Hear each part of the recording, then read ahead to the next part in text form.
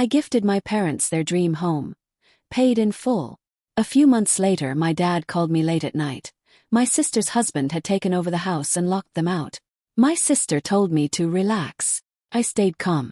Because they had no idea what was about to happen. My name is Lorraine. And I am not the kind of woman who cries at kitchen tables. Build things. I built my career from nothing, my savings from discipline. And in the spring of 2022, I bought my parents the home they had dreamed about their entire lives. Paid in full.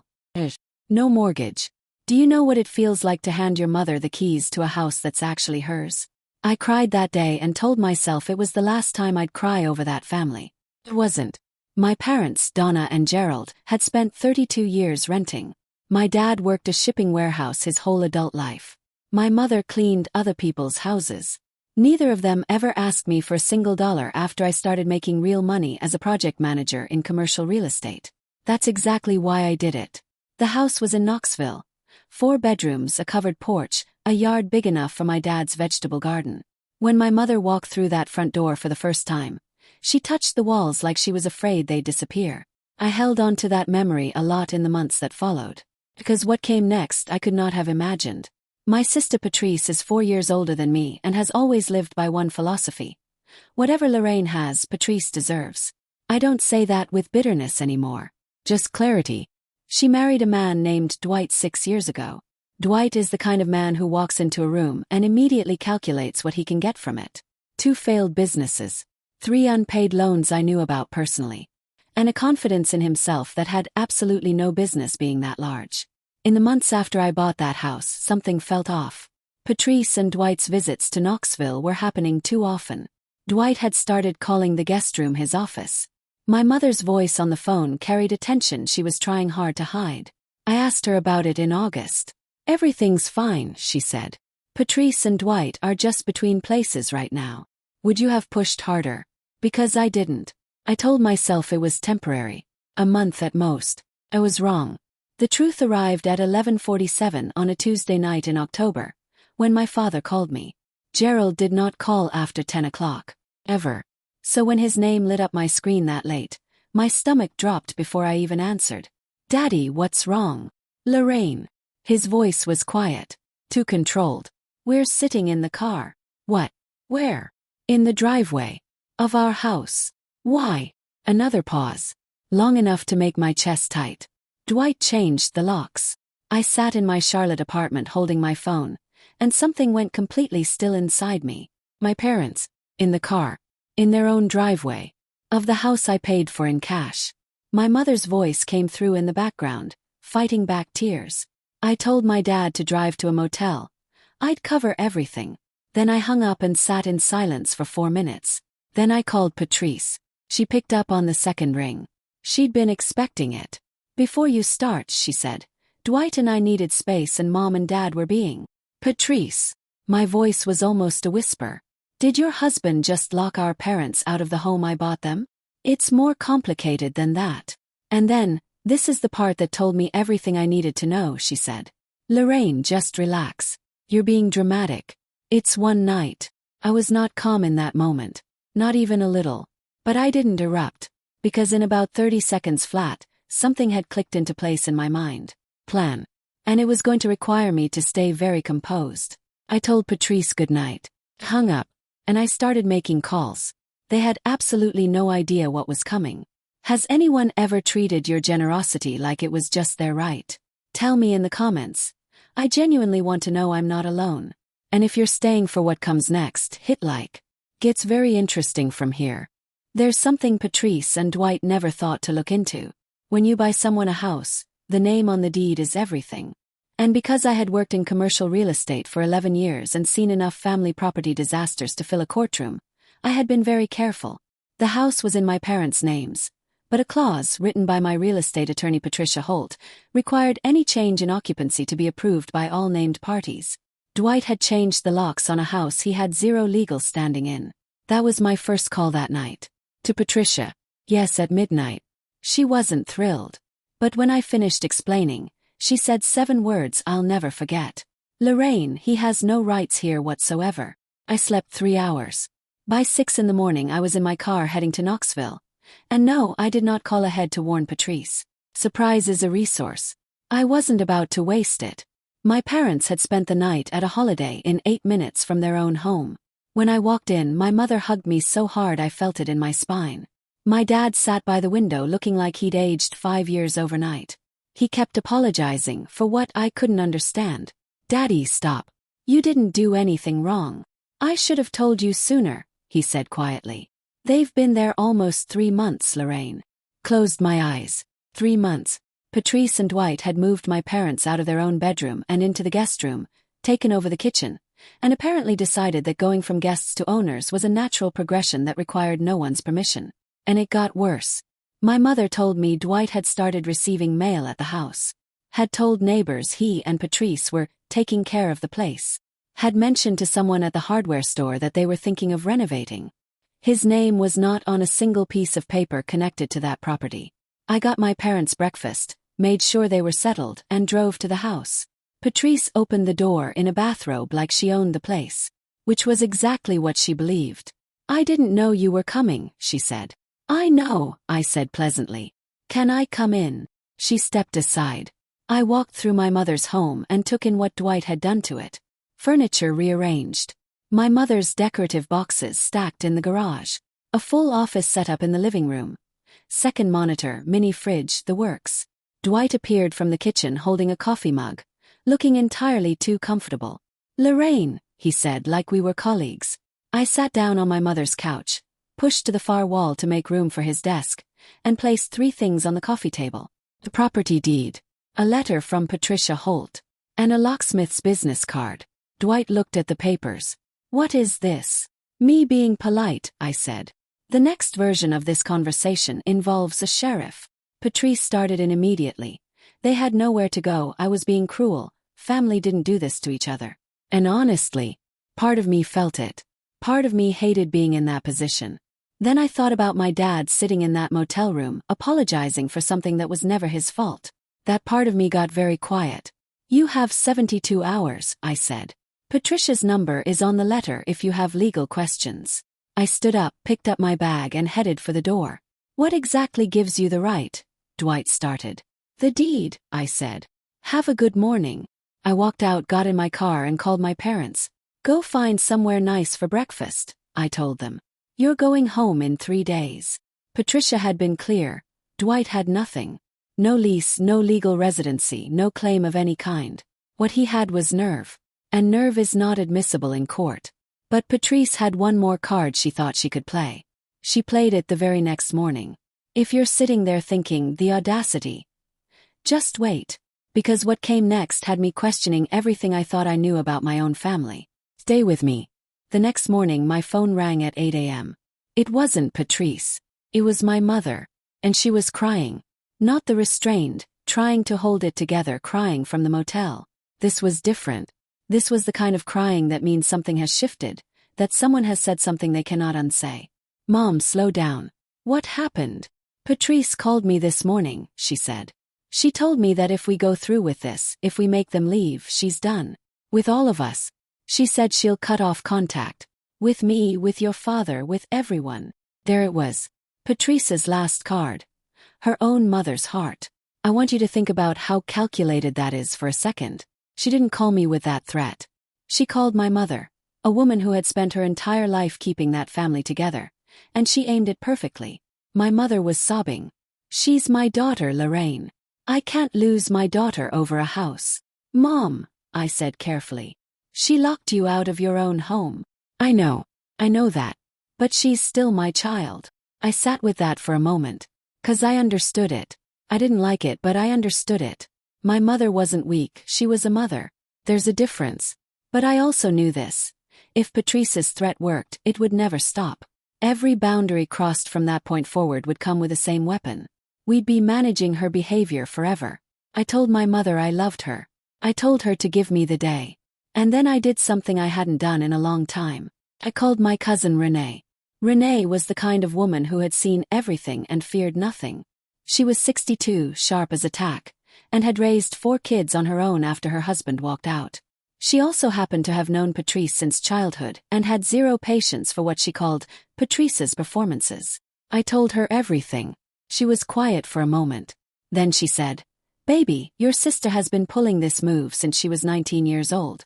You remember when she threatened to run away if your parents didn't buy her that car?" I had forgotten about that. "She's not going to cut off your mother," Renee said firmly. "She needs your mother. She just needs her scared enough to back down. Don't let her." That helped. More than I expected. But there was still a problem because my mother was scared. And a scared Donna Whitfield was capable of opening that front door and telling Patrice and Dwight to stay just to keep the peace. I knew it. Patrice knew it too. That was exactly the plan.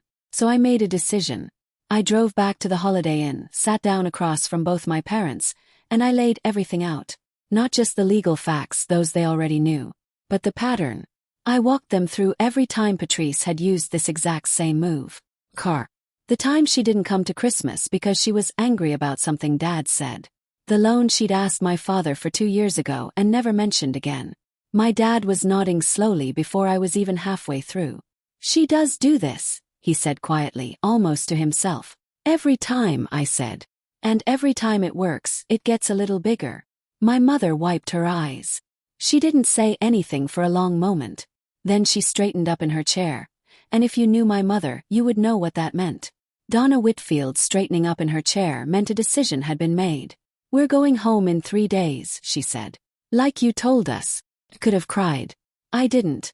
I'd made myself a promise, but it was close. Now Patrice still had 72 hours. And in that 72 hours she went through what I can only describe as the full catalogue of moves. She called me furious. She called my mother weeping. She had Dwight text my father who had never done a thing to that man, asking for just a little more time. And on the morning of day 3, at 9 a.m. sharp, I arrived at the house with a locksmith. I expected a scene. I expected Patrice to be standing in the doorway, dramatic, immovable. The house was empty. They had left sometime during the night. Clothes, Dwight's monitor setup, the mini fridge. All gone. They hadn't cleaned. Hadn't said goodbye. Hadn't left so much as a note. What they had left behind, and this is the part one was not prepared for, was damage. I want to ask you something honestly. Did you think they'd just leave quietly? Because I didn't see what was coming next. And neither did my parents. They hadn't just left. They had made sure leaving hurt. My mother's curtains, the ones she'd picked out herself, cream with small blue flowers, had been pulled down. A shelf in the hallway was cracked, like something heavy had been dragged against it. The vegetable garden my dad had planted along the back fence had been dug up. Not by accident. Deliberately. My dad walked out to that garden and just stood there looking at it. That image broke something in me that the locked door never did. Dwight had also helped himself to several things on his way out. My mother's stand mixer. A toolbox that had belonged to my grandfather. 2 pieces of furniture that were listed. I know this because I still had the original purchase receipts, as part of the home's contents. Patrice, when I called her, didn't deny it. "Dwight felt he was owed something," she said flatly. "After everything." I actually had to put the phone down for a second. After everything. The man had lived rent-free in a paid-off house for 3 months, displaced my retired parents into a guest room, changed the locks, and he felt owed. Do you know what I did with that information? I documented everything. Every pulled curtain, every scratch, every missing item.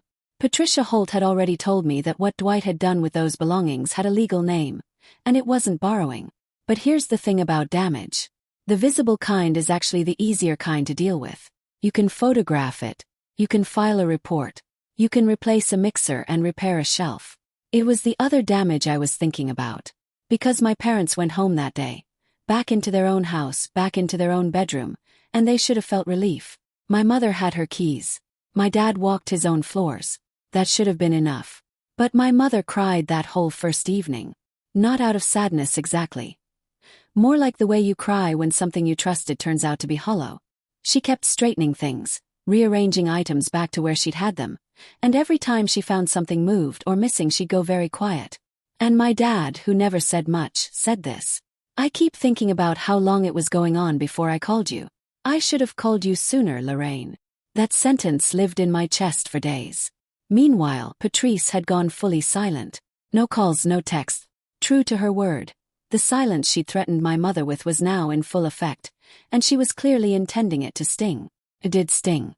I won't pretend otherwise. My mother set the table for 4 out of habit one Sunday and then stood there staring at the extra plates. But something else was also happening. Something I hadn't planned for but probably should have expected. Renee started coming around. She'd drive up from Chattanooga on weekends, sit on that covered porch with my parents, and just be present. She brought food. She brought her particular brand of humor that made my dad laugh for the first time in weeks. She helped my mother replant the garden. Not the same plants, new ones, and my mother said that was actually better. And slowly, carefully, my parents started to breathe again. I had filed a police report for the missing items. Patricia Holt had sent a formal demand letter to Dwight for the property damage. I wasn't sure how far I'd push it legally. That was a decision I was still sitting with, but I wanted them to know there were consequences. That walking out in the night and taking things that didn't belong to you was not just a dramatic exit. It was something that followed you. About 3 weeks after they'd left, I got a text from Patrice. 9 words. I hope you're happy with what you've done. I read it 3 times. Then I put my phone down and went back to what I was doing. Because here's what I had learned about my sister over the past month. Patrice had spent her whole life making sure other people felt responsible for her choices. And for a long time it had worked. On my parents, sometimes even on me. But not this time. What I didn't know, what none of us knew, was that things for Patrice and Dwight were about to get significantly harder. And that hardship, as much as I'd never have wished it on anyone, was going to change the entire shape of what came next. Has someone ever tried to make you feel guilty for holding a line you had every right to hold? Because that text from Patrice sat with me longer than I wanted it to. Tell me in the comments. And stay with me, because what happens next is the part one genuinely didn't see coming. About 6 weeks after Patrice and Dwight left, I got a call from a number I didn't recognize. It was Dwight. I almost didn't answer. But something, curiosity maybe, or just the feeling that this chapter needed a proper ending, made me pick up. He sounded different. The easy confidence was gone. His voice had the particular flatness of a man who had run out of moves and knew it. Dwight's latest business venture had collapsed. They were staying with his brother in Memphis in a 2-bedroom apartment with 3 other people. Patricia Holt's demand letter had arrived, and apparently, the specific legal language in it had been persuasive enough to cause him some genuine alarm. He wasn't calling to apologize exactly. He was calling to negotiate. To see if the demand letter could go away if he returned the items. I told him returning the items was the floor, not the ceiling, and that whether anything else went away depended entirely on what happened next. He was quiet for a moment. Then he said something I did not expect. I know I handled it wrong. All of it. It wasn't much. It wasn't the full accounting I might have wanted. But from Dwight, who had stood in my mother's living room looking at that property deed like it personally offended him, it was something. I told him to return everything within the week. He did. My grandfather's toolbox came back. The mixer came back. Even the furniture, which I honestly hadn't expected to see again. But the more complicated call came 2 days later. It was Patrice. No setup, no defense, no 9-word text. She just started talking, and for the first time in my memory, my sister talked without a strategy underneath it. She told me things were bad. That she had known, somewhere in the back of her mind, that what they were doing to our parents was wrong. That she had let Dwight lead her somewhere she shouldn't have gone, and that she had been too proud and too scared to reverse it. Was I suspicious? Absolutely. Patrice had a long history of saying the right things at the right moment.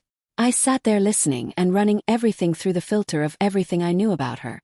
But there was something different in her voice. Something tired in a way that didn't sound like performance. I don't know how to fix it with Mom, she said. I don't even know if I can. That's not a conversation for me, I told her. That's between you and her. Will you at least not talk her out of it? If she decides to try. I thought about my mother setting the table for 4. About how she never really stopped loving Patrice, not even when she was furious with her. About how some people carry their children the way they carry their own heartbeat, no matter what. I won't talk her out of anything, I said. But Patrice, if you go back and you pull this kind of thing again with anyone in this family, I will not be this calm. Are we clear? He said yes, and she sounded like she meant it. I won't tell you it was all resolved in a single phone call. It wasn't. Patrice and my mother had a long and apparently very tearful conversation that I was not present for and have only heard pieces of.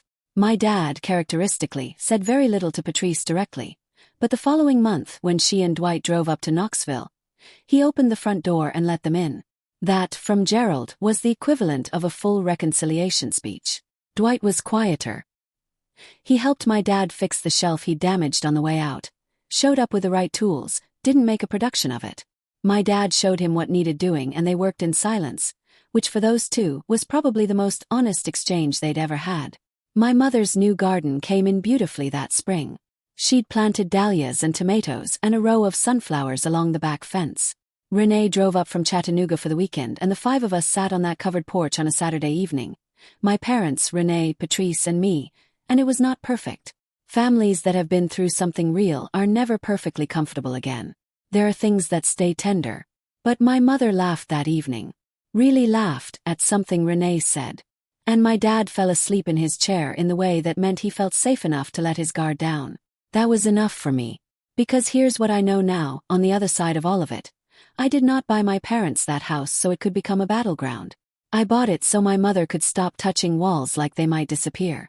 So my dad could have a garden he didn't have to leave. So they could have something solid and theirs after 32 years of other people's floors. And that's exactly what they have. The deed still has their names on it. The locks are new. The dahlia garden is theirs. And every Sunday, my mother sets the table without counting the plates first, because she already knows who's coming.